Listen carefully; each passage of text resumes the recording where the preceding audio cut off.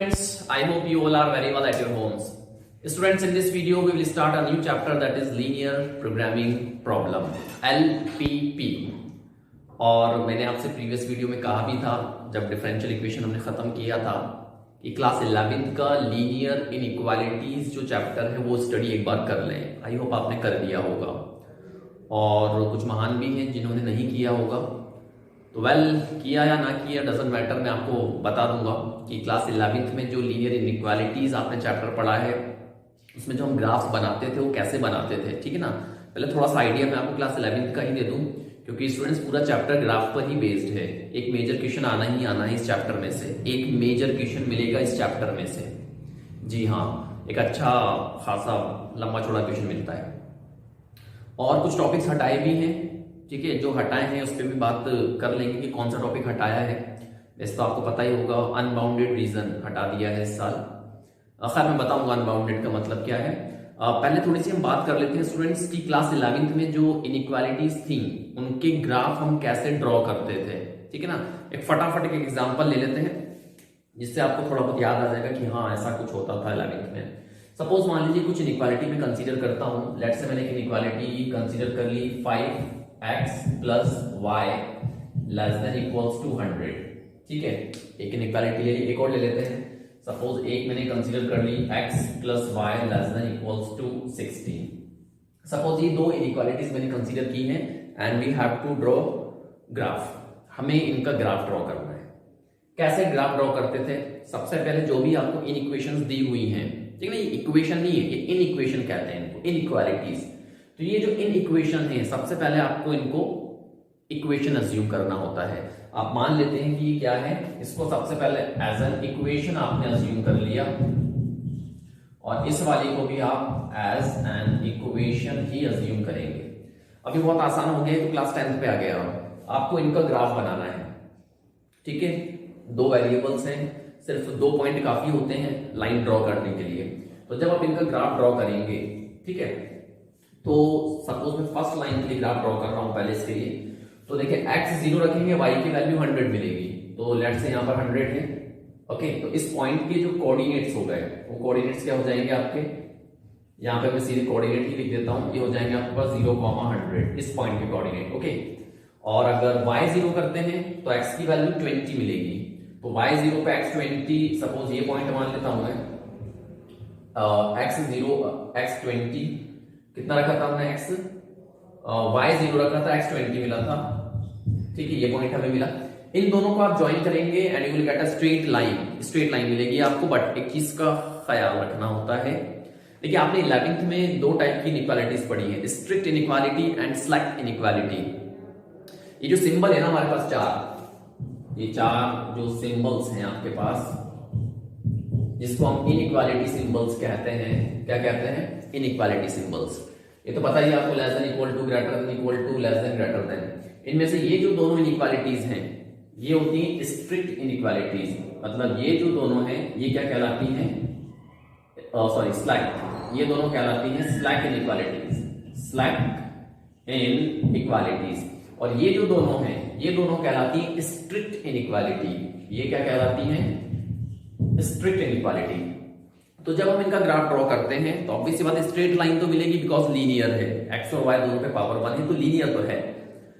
तो जब हम इनकी लाइन ड्रॉ करेंगे तो हमें इनइक्वालिटी देखनी होगी कि इनइक्वालिटी थी कैसी। ये इनइक्वालिटी थी स्लैक। तो स्लैक इनइक्वालिटी के लिए लाइन सॉलिड बनती है।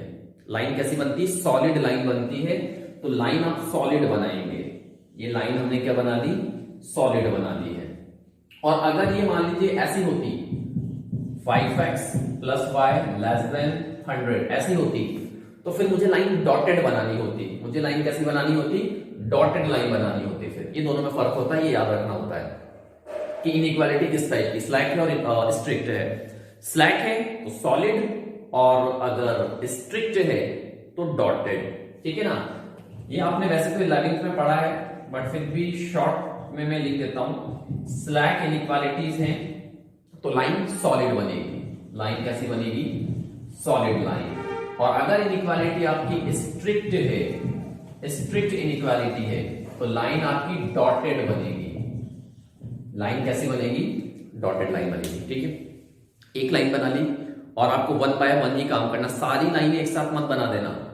गलत तो नहीं होगा लेकिन बहुत ज्यादा कंफ्यूजन क्रिएट हो जाता है जब हम सारी लाइनें एक साथ बना देते हैं, क्योंकि अगला जो काम होता है वो होता है शेड करने का, कि किस तरफ का पोर्शन शेड किया जाएगा। तो आप एक एक लाइन बनाएं और उनकी शेडिंग कर लें। ओके, तो हमने इस इन इक्वेशन को इक्वेशन अज्यूम करके इसके लिए स्ट्रेट लाइन बना ली। अब आपको शेड करना है रीजन, जैसे 11th में करते थे कि ये जो इनइक्वालिटी आपको दी हुई है, इनइक्वालिटी इक्वेशन नहीं, इसका काम खत्म हो गया। इसका काम बस इतना सा था कि आपने लाइन बना ली, बस। अब सारा काम इनइक्वालिटी करेगी। ये जो इनइक्वालिटी है इसमें हम एक पॉइंट रख के देखते हैं 0 0 कि ट्रू आता है या फॉल्स आता है। तो इस वाली इक्वेशन के अंदर ये जो इक्वेशन है, inequation 5x plus y less than 100, इसमें आपको 0 0 ये पॉइंट चेक करना होता है कि ट्रू मिल रहा है या फॉल्स मिल रहा है। तो x और y की जगह पे 0 आप रखेंगे तो यहां भी 0 मिलेगा और यहां भी 0 मिलेगा और लेस देन इक्वल्स टू 100। अब आप देखिए क्या इनइक्वालिटी ट्रू है या फॉल्स है। तो इनइक्वालिटी ट्रू है, क्यों? क्योंकि 0 छोटा ही होता है 100 से, 0 छोटा होता है 100 से। काफी स्टूडेंट बोलते हैं सर इक्वल टू भी तो लगा हुआ है, 0 100 के इक्वल थोड़ी होता है। अरे तो भाई symbol less than equal to का है, ओनली इक्वल टू थोड़ी है वहां पे, लेस देन इक्वल टू का है। मतलब इक्वल हो जाए तो भी चलेगा, लेस देन हो जाए तो भी चलेगा। ओके, तो 0 छोटा ही होता है 100 से, इसका मतलब ये ट्रू है। ये क्या है? ट्रू है। तो जब इनइक्वालिटी ट्रू आती है तो हम टूवर्ड्स द ओरिजिन शेड कर देते हैं। कहां कर देते हैं? Towards the origin. और अगर इनइक्वालिटी फॉल्स आती है तो away from the origin, origin से दूसरी तरफ हम शेड कर देते हैं। तो ये जो लाइन है, ठीक है, इसके लिए जो इनइक्वालिटी आई है वो ट्रू आई है, तो हम ओरिजिन की तरफ वाला पोर्शन शेड कर देते हैं। कौन सा वाला पोर्शन? ओरिजिन की तरफ वाला। अगर ये फॉल्स आती तो मैं उस तरफ वाला पोर्शन शेड कर देता फॉल्स आने पर, बट ये भी ट्रू आई है तो टूवर्ड्स द ओरिजिन, ये ओरिजिन है ना हमारे पास, तो टूवर्ड्स द ओरिजिन आपको शेड करना है। बात समझ में आ गई? अब जो सेकंड है इसके लिए हम लाइन ड्रॉ करेंगे। तो x 0 रखोगे y 60 मिलेगा, y 0 रखोगे x की वैल्यू 60 मिलेगी। मतलब जो पॉइंट आपको मिलेगा वो पॉइंट आपको क्या मिलेगा? 0 पे 60 और 60 पे 0। ओके, तो यहां पर मैं 60 ले लेता हूं, ये जो पॉइंट मिलेगा 0 to 60 मिल जाएगा, और ये 20 था तो 60 कहीं आगे मिलेगा, तो यहां पर आपको 60 to 0 मिल जाएगा। अब जब इनको ज्वाइन करेंगे तो ज्वाइन करते टाइम ध्यान रखेंगे इनइक्वालिटी कैसी थी। इनइक्वालिटी स्लैक थी तो सॉलिड लाइन बनाएंगे, तो ये हमने इसको ज्वाइन करके सॉलिड लाइन बना दी है। ओके, अब फिर इनइक्वालिटी को देखेंगे। इनइक्वालिटी ये है x plus y less than equals to 60।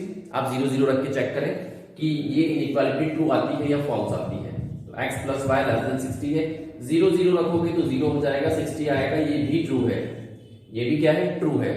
तो आप टूवर्ड्स द ओरिजिन शेड कर दोगे। तो जैसे आप टूवर्ड्स द ओरिजिन शेड करोगे तो समवट कुछ ऐसा मिलेगा, शेडेड हो गई। इसके बाद क्लास 11th के अकॉर्डिंग आप क्या देखते थे? कॉमन शेडेड, कॉमन रीजन देखते थे कि दोनों से जो रीजन कॉमन हमें मिल रहा है वो कौन सा है। तो कॉमन रीजन की अगर बात करें, अच्छा यहां पर ये मैंने 2 लिखी है, 2 और होती जो आपको हर बार क्वेश्चन में मिलती थी अगर आपने क्लास 11th अच्छे से पढ़ी है। तो ऐसा लिखा रहता था x less than equals to 0, y less than equals to 0। ये भी 12th में भी मिलेगा आपको as it is. x greater than equal to 0, y greater than equal to 0 का मतलब है first quadrant and x and y axis both. मतलब भाई x और y ग्रेटर कहां पे होते हैं? दोनों की वैल्यू पॉजिटिव कहां होती है? फर्स्ट क्वाड्रेंट में होती है। तो ग्रेटर देन लगा है तो ग्रेटर देन का मतलब हो गया फर्स्ट क्वाड्रेंट। इक्वल टू भी है, अब x इक्वल टू 0 का क्या मतलब हुआ? x इज इक्वल्स टू 0, ये होती है equation of y axis, y is equals to 0 equation of x axis. ठीक है, मतलब कि एक्सिस को भी इन्वॉल्व करना है और फर्स्ट क्वाड्रेंट में रहना है, ये मतलब निकलता है इनका। इनका क्या मतलब निकलता है कि x एक्सिस y एक्सिस को इन्वॉल्व करेंगे और सिर्फ फर्स्ट क्वाड्रेंट के अंदर ही रहेंगे। तो आपको देखें फर्स्ट क्वाड्रेंट ये वाला है ना पूरा, x एक्सिस y एक्सिस भी है हमारे पास। तो देखें कॉमन शेडेड कौन सा है? तो जब आप देखेंगे तो कॉमन शेडेड आपको बस ये वाला पोर्शन मिलेगा, दोनों लाइंस का और एक्सिस का कॉमन पोर्शन। समझ में आई ना बात? ये कॉमन पोर्शन आपको मिलेगा ओनली। ये आप क्लास 11th में करते थे ऐसा। समझ में आई मेरी बात अच्छे से? ये क्लास 11th का काम था जो मैंने आपको बता दिया। ठीक है स्टूडेंट्स, अब यहां पर ही क्लास 11th से ही मैं क्लास 12th की शुरुआत करने वाला हूं। नाउ स्टूडेंट्स, अब हम बात कर लेते हैं क्लास 12th के बारे में। ये मैंने आपको 11th का बता दिया, डायग्राम मैंने नहीं मिटाया है, अभी रद्द नहीं किया है, वजह है उसके पीछे। यहीं से मैं क्लास 12th की शुरुआत करने वाला हूं, सुनिएगा ध्यान से। ये जो रीजन शेड किया है ना, ये तो आपको भी दिखाई दे रहा होगा कि ये बाउंडेड है। ये रीजन क्या है? बाउंडेड रीजन है, पैक है ना चारों तरफ से, तो ये रीजन क्या है? ये बाउंडेड रीजन है। और इस साल आपको सिर्फ बाउंडेड रीजन ही डिस्कस करने हैं, उन्हीं को आप स्टडी करेंगे। अनबाउंडेड इस साल हटा दिया है। अनबाउंडेड का मतलब क्या है? सपोज मान लो रीजन ये वाला शेड होता, तो अगर ये वाला रीजन शेड होता सपोज, तो फिर ये तो अनबाउंडेड रहता ना। तो ये जो मैं आपको बता रहा हूं अनबाउंडेड, ये इस साल हटा दिया गया है। अनबाउंडेड रीजन के बारे में तो डिस्कस नहीं करेंगे, अभी सिर्फ बाउंडेड के बारे में डिस्कस कर लेते हैं। तो स्टूडेंट्स, ये जो रीजन मिला है आपको जो कि बाउंडेड है, इसी को हम कहते हैं फिजिबल रीजन। क्या कहते हैं? फिजिबल रीजन कहा जाता है इसको। अभी मैं सारी टर्म्स लिख दूंगा यहां पर, अभी सिर्फ नाम सुन लें। ये रीजन कौन सा कहलाता है?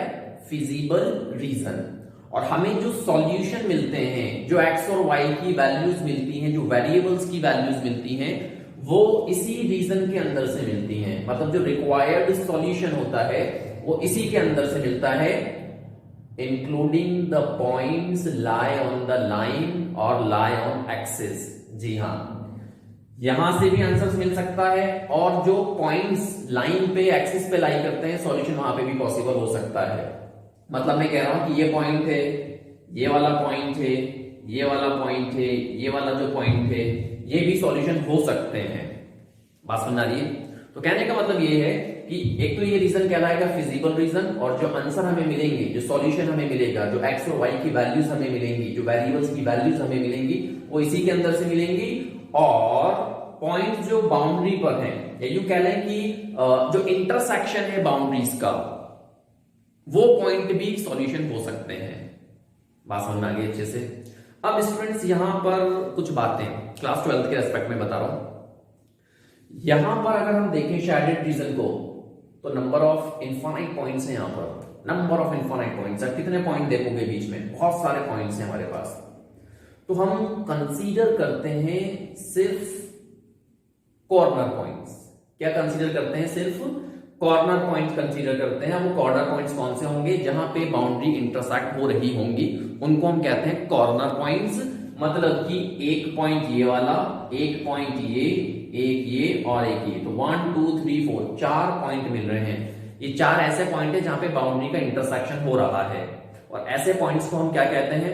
इनको हम कहते हैं कॉर्नर पॉइंट। तो जब हम सॉल्व करेंगे क्वेश्चन को, तो वहां पे जो एक्स और वाई की वैल्यूज, जो पॉसिबल वैल्यूज होंगी, क्योंकि यहां पर तो आप खुद देखें ना, शेडेड रीजन है, बहुत सारे पॉइंट है, कितने पॉइंट रख के देखेंगे? तो हम सिर्फ 4, मतलब जो कॉर्नर पॉइंट है, इस केस में सिर्फ 4 ही पॉइंट हम एक्स और वाई की जगह पर रखते हैं। ये पॉइंट्स कहलाते हैं हमारे कॉर्नर पॉइंट्स। क्या कहलाते हैं? कॉर्नर पॉइंट्स कहलाते हैं। बात समझ आ गई? देखिए, अभी तक मैंने एलपीपी चालू नहीं किया है। जी हाँ, अभी तक एलपीपी मैंने स्टार्ट नहीं किया है। पहले तो मैंने आपको 11th का बताया, फिर कुछ टर्म्स के बारे में मैंने आपको यहीं पे बता दिया, क्योंकि ये टर्म्स यूज होंगी क्लास 12th में। एक तो कॉर्नर पॉइंट, ये टर्म यूज करेंगे, एक हम फिजिबल रीजन, जो मैंने अभी आपको टर्म बताई, ये हम यूज करेंगे। तो मैं अभी सिर्फ आपको फैमिलियर करवा रहा हूं इन वर्ड से, क्या ऐसा भी कोई वर्ड होता है, सिर्फ फैमिलियर करवा रहा हूं। एलपीपी तो अब बात करेंगे एलपीपी पे कि ये है क्या, क्यों हम इसको स्टडी करते हैं। ठीक है स्टूडेंट्स, तो ये तो मैंने आपको थोड़ी बहुत टर्म्स के बारे में बता दिया। चलिए अब बात करते हैं एलपीपी पर, कि एलपीपी का यूज क्या है, क्यों पढ़ रहे हैं हम इसको।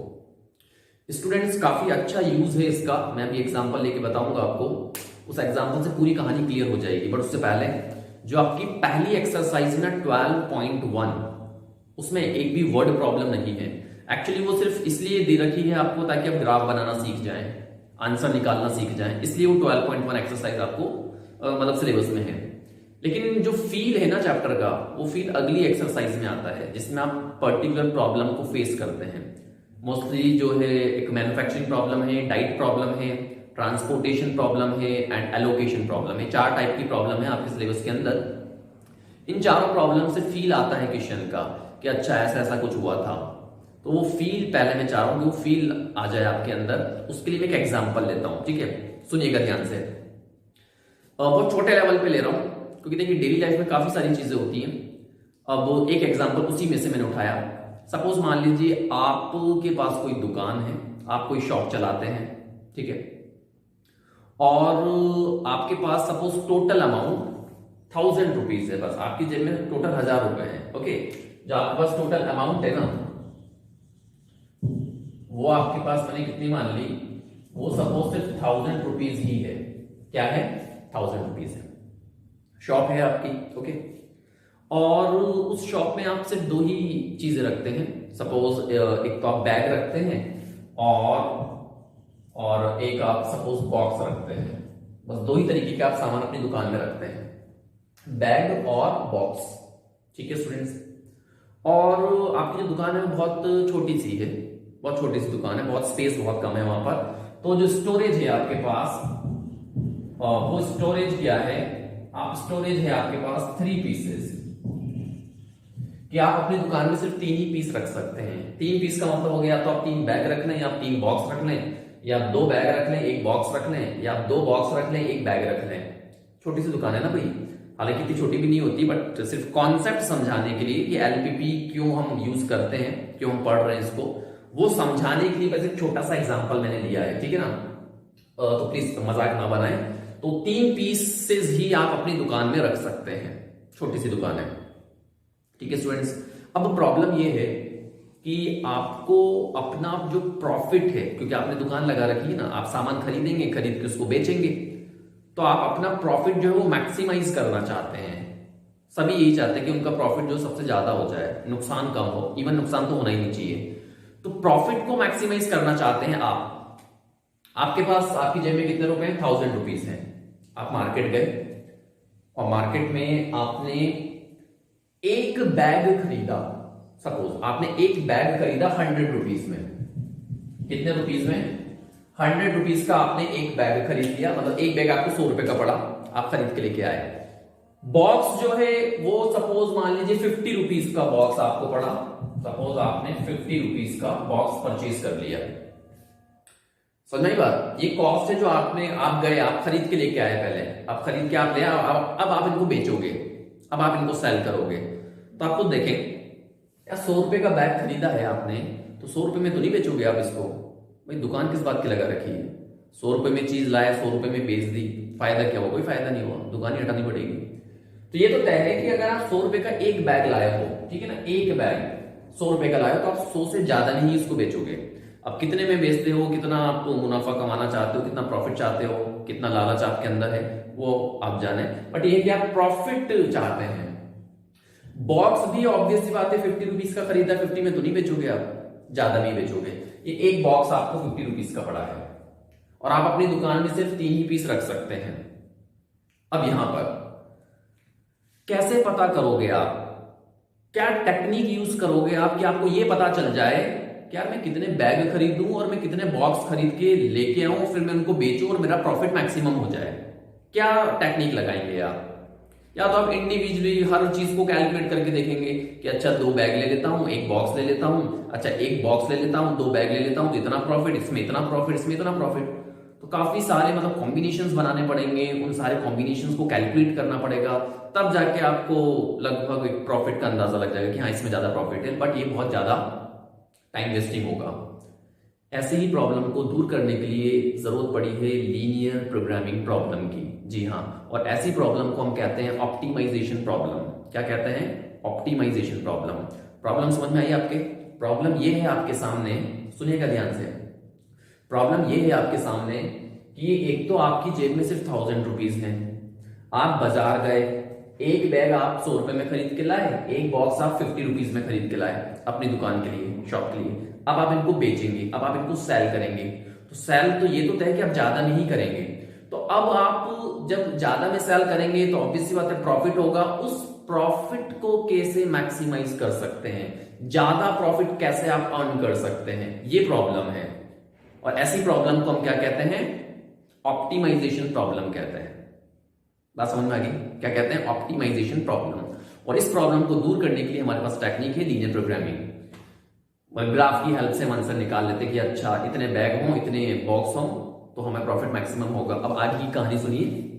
आगे कहानी क्या है? आगे कहानी ये है कि एक बैग आप 100 रुपए का खरीद के लाए, एक बॉक्स आप 50 रुपीज का खरीद के लाए। सपोज मान लीजिए कि आपने एक बैग जब सेल किया, एक बैग आपने बेचा, सपोज आपको 20 रुपीज का प्रॉफिट हो गया एक बैग पर। कितना प्रॉफिट हो गया? एक बैग पर आपने 20 रुपए अर्न कर लिए, मतलब आपने 120 का बैग बेचा होगा, ठीक है ना। और सपोज एक बॉक्स पर आपने 10 रुपए अर्न कर लिए, आपको प्रॉफिट कितना हुआ इसमें? 10 रुपए का, मतलब आपने 60 रुपीज का एक बॉक्स बेचा होगा। बात समझ आई? तो प्रॉफिट एक बैग पर कितना मिल रहा है आपको? 20 रुपए, और एक बॉक्स पर आपको प्रॉफिट मिल रहा है 10 रुपीज, 10 रुपए का प्रॉफिट है।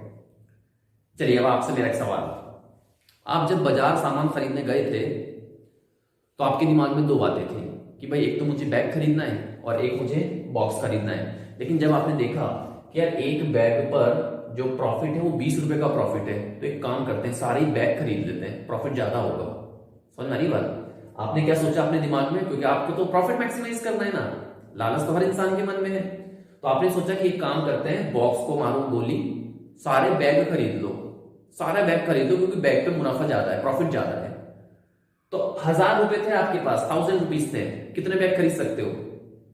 एक बैग आपको 100 रुपए का पड़ रहा है, तो 1000 रुपीज में कितने बैग खरीद लोगे आप? 10 बैग खरीद लोगे? जी हाँ, 10 बैग खरीद लोगे ना आप। डिवाइड करेंगे ना भाई इसको इससे, तो बैग कितने खरीद के लाओगे आप? 10 बैग खरीद के लाओगे, लेकिन आप खरीद नहीं सकते। जी हाँ, रखोगे कहां पे? घर पे नहीं ना, दुकान में रखोगे ना। दुकान का स्टोरेज कितना है? दुकान का स्टोरेज है 3 पीस। ये है हमारे पास रेस्ट्रिक्शन। ये क्या है? 3 पीस ही रख सकते हो दुकान के अंदर, तो ये रेस्ट्रिक्शन है, जिसको हम कहते हैं कॉन्स्ट्रेंट्स। ये रेस्ट्रिक्शन को ही हम क्या कहते हैं? कॉन्स्ट्रेंट्स। याद रखना, कांस्टेंट नहीं बोल रहा हूं, कॉन्स्ट्रेंट्स बोला जाता है। इसका मतलब होता है रेस्ट्रिक्शन, सर्टेन रेस्ट्रिक्शन ना। मैं यहां लिख देता हूं, इसी का मतलब होता है रेस्ट्रिक्शन।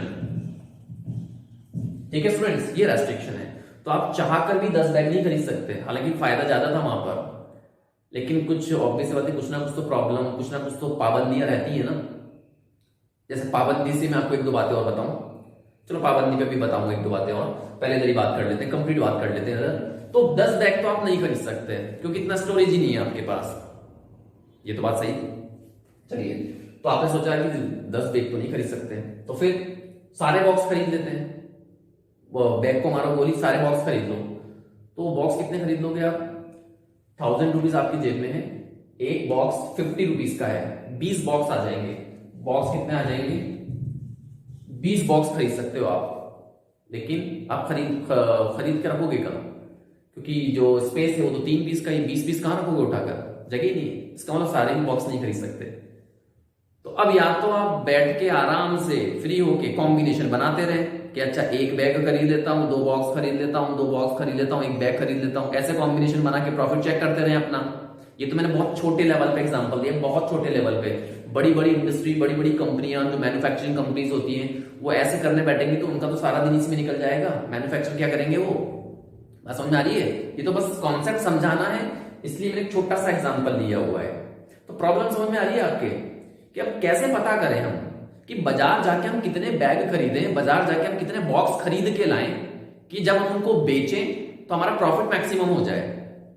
तो कितने बैग खरीद के लाओगे आप बाजार से, कितने बॉक्स खरीद के लाओगे आप बाजार से? ये प्रॉब्लम है मेन, जिसको क्या कहते हैं हम? ऑप्टिमाइजेशन प्रॉब्लम कहते हैं। और इसको सॉर्ट आउट करने के लिए हम इस्तेमाल करते हैं कॉन्सेप्ट ऑफ लीनियर प्रोग्रामिंग का। ग्राफ्स की हेल्प से ग्राफ की हेल्प से हम फाइंड कर लेते हैं कितने बैग खरीदने, कितने बॉक्स खरीदने, कितना हम प्रॉफिट मैक्सिमाइज कर सकते हैं। ये बात समझ में आ गई आपके अच्छे से? दूसरी बात सुनिए, ये तो हो सकता है कि भाई हम बैग खरीदे ही ना, ये हो सकता है कि हम बॉक्स खरीदे ही ना खरीदें, लेकिन नेगेटिव में कैसे खरीद के लाओगे? कभी सुना है कि -100 बैग खरीद के लाया मैं आज, या -50 बॉक्स खरीदे? कभी सुना है ऐसा? नहीं सुना ना, कि होते नहीं नेगेटिव के अंदर। ये हो सकता है कि हम खरीदे ही ना उसको, ये पॉसिबल है, मतलब कि 0। लेकिन नेगेटिव में कैसे खरीद के लाएंगे? प्रॉब्लम है ना यहां पर।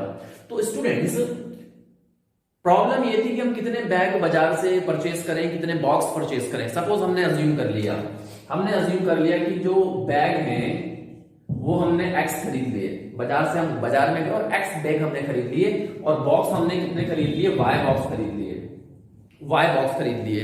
एक बॉक्स पर या और एक बैग पर प्रॉफिट कितना है, एक बैग पर प्रॉफिट है 20 रुपीज का। तो एक बैग जब आप बेचोगे, सेल करोगे तो 20 रुपए प्रॉफिट होगा। एक्स बैग्स जब सेल करोगे तो कितना प्रॉफिट होगा, 20x। ओके, तो 20x। सिमिलरली एक बॉक्स पर प्रॉफिट है 10 रुपीज प्रॉफिट है। आपने बैग बॉक्स कितने खरीदे, वाई बॉक्स खरीदे हैं आपने, तो जब वाई बॉक्स को आप सेल करोगे तो कितना प्रॉफिट हो जाएगा, 10y। तो प्रॉफिट हो जाएगा आपका 10y। टोटल प्रॉफिट कितना हुआ, टोटल प्रॉफिट हो गया 20x प्लस 10y। यही वो प्रॉफिट है जिसको आपको मैक्सिमाइज करना है, ये प्रॉफिट है। अब आप इसको मैक्सिमाइज करना चाहते हैं, और इसका मैक्सिमाइज होना डिपेंड करेगा एक्स और वाई पर, कि आप कितने बैग खरीद के लाए और कितने बॉक्स खरीद के लाए। यही तो मेन प्रॉब्लम है, यही तो पता करना है हमें, एक्स और वाई। तो ये जो प्रॉफिट है जिसको हमें मैक्सिमाइज करना होता है, इसको हम डिनोट करते हैं जेड से। किससे डिनोट करते हैं, जेड से डिनोट करते हैं, और इसे हम कहते हैं ऑब्जेक्टिव फंक्शन। क्या कहते हैं, ऑब्जेक्टिव फंक्शन कहते हैं। और कंप्लीट कहें तो लीनियर ऑब्जेक्टिव फंक्शन कहा जाता है, बट शॉर्ट में हम ऑब्जेक्टिव फंक्शन कह देते हैं। चैप्टर का नाम ही लीनियर है, तो ये कहलाता है हमारा ऑब्जेक्टिव फंक्शन। बात समझ आई, नहीं आई? अरे भाई ये प्रॉफिट है ना, दोनों टोटल प्रॉफिट ये हो गया ना, इसको मैक्सिमाइज करवाना है। तो ये जो z है इसको हमें मैक्सिमाइज करवाना है, मैक्सिमाइज करवाना है इस z को। तो इसलिए हमने इसको क्या कह दिया, ऑब्जेक्टिव फंक्शन कह दिया। समझ में आ गई कहानी अच्छे से? इसमें ये जो x और y हैं, इन्हें हम कहते हैं डिसीजन वेरिएबल। क्या कहते हैं, डिसीजन वेरिएबल कहा जाता है। x and y are decision variable, क्योंकि यही तो डिसाइड करेंगे प्रॉफिट का ज्यादा होना कम होना, तो डिसीजन वेरिएबल कहा जाता है। क्लियर है कहानी अच्छे से? बात समझ में आ गई ना? तो ये तो हो गया ऑब्जेक्टिव फंक्शन, और उसके अंदर जो वेरिएबल इन्वॉल्व है ये हो गए डिसीजन वेरिएबल। ऑब्जेक्टिव फंक्शन को डिफाइन भी कर सकते हैं कि linear function that has to be maximise और मिनिमाइज। समझ में आ रही बात? और यहां पर एक चीज और आपको ऐड करनी पड़ेगी, सब्जेक्ट टू इट्स कॉन्स्ट्रेंट्स या विद रेस्ट्रिक्शन। जी हाँ, मैक्सिमाइज तो करना है लेकिन कुछ कंडीशन के तहत, कुछ रेस्ट्रिक्शन के तहत, कुछ पाबंदियां लगी होंगी। जैसे यहां पर भी पाबंदी है। क्या पाबंदी है वो सुनिएगा, पाबंदी बता रहा हूं आपको। पहली बात तो ये कि एक्स और वाई ये क्या चीज है, ये कितने bag, number of bags, y क्या है, नंबर ऑफ बॉक्स। तो ये जो बॉक्स और बैग हैं x प्लस वाई, ये आप 3 से ज्यादा नहीं खरीद सकते। स्टोरेज ही 3 का है, स्टोरेज कितने का है, 3 का है। तो ये जो चीज है ना, ये लेस देन इक्वल्स टू 3 होगी। जी हाँ, बैग और बॉक्स दोनों मिलाकर 3 से ज्यादा क्वांटिटी नहीं हो सकती इनकी। 3 हो सकती है, 3 से कम हो सकती है, लेकिन इससे ज्यादा नहीं हो सकती। तो ये रेस्ट्रिक्शन, इसको हम कहते हैं कॉन्स्ट्रेंट। क्या कहते हैं, कॉन्स्ट्रेंट कहते हैं। और एक बात जो मैंने आपसे कही थी कि भाई बैग और बॉक्स नेगेटिव में कैसे खरीद के लाओगे, नहीं खरीद सकते ना नेगेटिव में, तो आपको नॉन नेगेटिव रेस्ट्रिक्शन भी देनी होगी। That is x greater than equals to y, x greater than equal to 0, y greater than equals to 0। इनको हम कहते हैं नॉन नेगेटिव कॉन्स्ट्रेंट। क्या कहते हैं, नॉन नेगेटिव कॉन्स्ट्रेंट्स। मतलब ये भी एक तरीके की रेस्ट्रिक्शन ही है। ऑब्वियसली बात है यार, एक्स क्या था, बैग था, नंबर ऑफ बैग्स। या तो आप खरीदो ही नहीं, मतलब कि 0 तो हो सकता है, लेकिन नेगेटिव में नहीं जाएगा। बैग नेगेटिव में कैसे खरीद के लाएंगे। सिमिलरली बॉक्स खरीदो ही नहीं, वो हो सकता है, मतलब कि 0, लेकिन नेगेटिव में नहीं खरीद सकते। तो ये इनकी क्या हो गई, रेस्ट्रिक्शन हो गई। तो स्टूडेंट्स आपको एक बात समझ में आई, क्या बात समझ में आई, कि एक प्रॉब्लम थी हमारे सामने, उस प्रॉब्लम को हमने फॉर्मुलेट कर दिया। जी हाँ, क्या कर दिया, फॉर्मुलेट कर दिया है। देखिए ना, ये फॉर्मुलेट तो किया हुआ है, इक्वेशंस बना के रेडी कर दी हमने। ये रहा हमारा ऑब्जेक्टिव फंक्शन जिसको हमें मैक्सिमाइज करना है। ये रही हमारी दोनों रेस्ट्रिक्शंस। बात समझ आई? तो जो आपकी पहली एक्सरसाइज है ना 12.1, उसमें ये आपको डायरेक्ट दिए हुए हैं, z दिया हुआ है डायरेक्टली, कॉन्स्टेंट्स आपको बना के दिए हुए हैं बकायदा। ठीक है, आपको तो सिर्फ इनका ग्राफ ड्रॉ करना है और आपको x और y की वैल्यूज निकालनी है फर्स्ट एक्सरसाइज के अंदर, और उसमें भी सिर्फ वही क्वेश्चन करने हैं जो कि बाउंडेड रीजन पर बेस्ड हैं। ठीक है ना, अभी क्वेश्चन को सॉल्व करना नहीं सिखाया मैंने आपको, मैं चाह रहा हूं थोड़ा सा फील आ जाए। अब थोड़ा थोड़ा फील आ रहा होगा आपके अंदर कि अच्छा ऐसा होता है, ऐसी प्रॉब्लम होती है, हाँ जी ऐसी प्रॉब्लम होती है। ये तो एक पर्टिकुलर प्रॉब्लम पे बात कर रहा हूँ, सपोज ये मैन्युफैक्चरिंग मान लें इसको, मैन्युफैक्चरिंग प्रॉब्लम पे हम बात कर रहे हैं। ऐसी काफी सारी प्रॉब्लम्स हो सकती हैं, वन बाय वन बात करेंगे इस पर। तो ये हमने उस प्रॉब्लम को, ये जो प्रॉब्लम थी ना हमारे सामने, यार कितने बैग खरीद के लाएं बाजार से, कितने बॉक्स खरीद के लाएं, फिर जब हम उनको बेचेंगे तो हमें कितना ज्यादा प्रॉफिट हो जाए। तो इस पूरी प्रॉब्लम को हमने फॉर्मुलेट कर दिया है। अब इसको सॉल्व करना भी सीखेंगे हम, कैसे ग्राफ बनाते हैं, कैसे रीजन मिलता है, उसके अंदर किन का क्या मतलब क्या है। जैसे मैंने अभी आपको बताया था ग्राफ में फिजिबल रीजन, कॉर्नर पॉइंट्स, उस पर वन बाय वन बात करेंगे धीरे धीरे। बट आई होप आपको ये समझ में आ गया होगा कि एलपीपी में हमें किस टाइप की प्रॉब्लम्स मिलती हैं। अच्छा, जो पाबंदियां मैं बीच में कह रहा था, पाबंदियों पे और बात कर लेता हूं मैं आपसे। जैसे यहां पर एक रेस्ट्रिक्शन लगाई गई थी कि हमें जो स्टोरेज है वो 3 पीसेस का ही है। ऐसे डिपेंड करेगा कि किस टाइप की प्रॉब्लम है। जैसे आप कह लें डाइट प्रॉब्लम, अगर हम कह लें डाइट प्रॉब्लम में क्या होता है स्टूडेंट्स, कोई भी फूड है आपके पास, उसके अंदर ऑब्वियस सी बात है काफी सारे न्यूट्रिशन, विटामिन और प्रोटीन वगैरह होता है, तो उनकी जो क्वांटिटी है वो नेगेटिव में तो नहीं हो सकती ना। किसी में सुना है कि इस खाने में जो सी विटामिन है वो नेगेटिव है या नेगेटिव 50 में है, ऐसा तो कभी नहीं सुना होगा ना। या तो हो उसके अंदर वो चीज या वो ना हो, नेगेटिव में तो नहीं हो सकती, ये बात तो तय है। तो जब हम डाइट प्रॉब्लम डिस्कस करेंगे तो वहां पे आपको मिलेंगी ऐसी प्रॉब्लम्स कि हाँ इसमें ये विटामिन ए इतना है, इसमें विटामिन सी इतना है, तो हम वहां पर रेस्ट्रिक्शन लगाएंगे कि ये नेगेटिव नहीं हो सकते। तो ये पाबंदी हो गई। सपोज कोई कंपनी है, कोई मैन्युफैक्चरिंग कंपनी है, सपोज वहां पे नंबर ऑफ वर्कर्स काम करते हैं।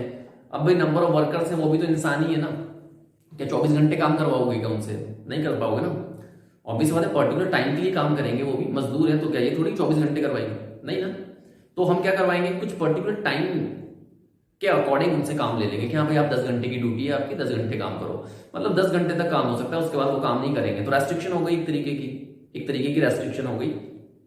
सपोज कोई कंपनी, उसमें काफी सारी मशीन होती है, क्या 24 घंटे मशीन चलाओगे? खराब नहीं हो जाएगी वो?